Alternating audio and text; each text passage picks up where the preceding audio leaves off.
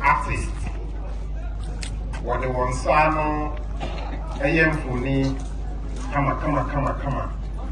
Ma Ukuma, na yourself, the Ufuni, as one Sano and a what day.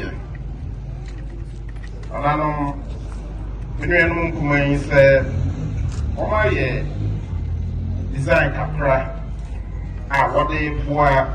Na YDSCC, the traditional councillor, Yamiadom, Onam, Pruntiso, Aye, Amayeno.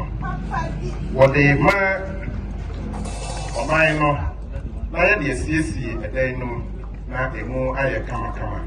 We need be a Nemonia, will be to me, what they winning. And to grow Ochame. Esi uswe na ekana na nonsa enu ti yebema omo ate na yahwe se ni aketie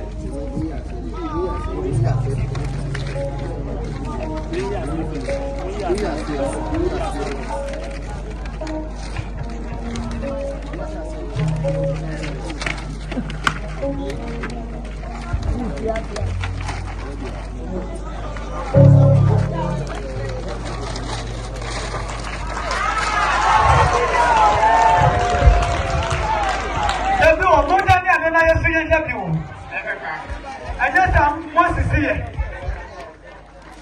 One day in our summer was very happy.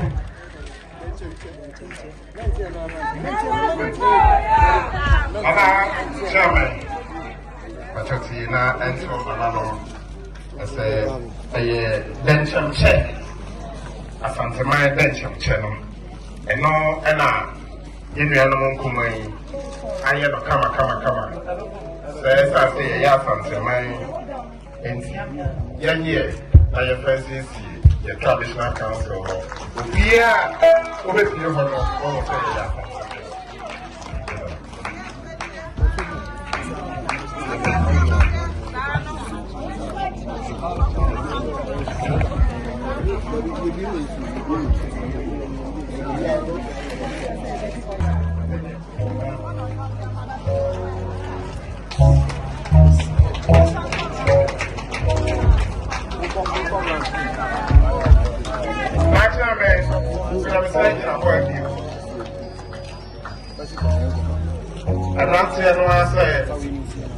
We and a pencil work.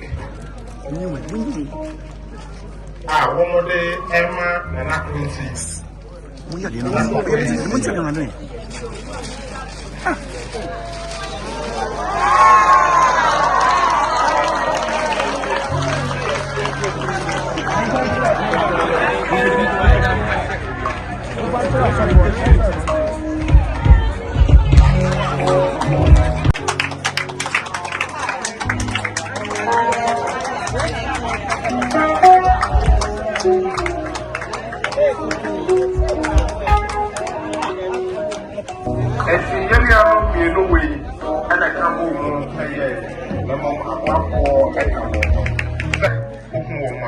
bɛyɛ ama wo kamakama egu so srɛ nana no wɔma yɛ studio no nso a yɛbɛbie no kɛseɛ na obi bie a ɔpɛ artwork bia no ɛdu wɔ nkyɛn a ɔne yɛ ana no yɛ dama ase bɔnsɛm a mo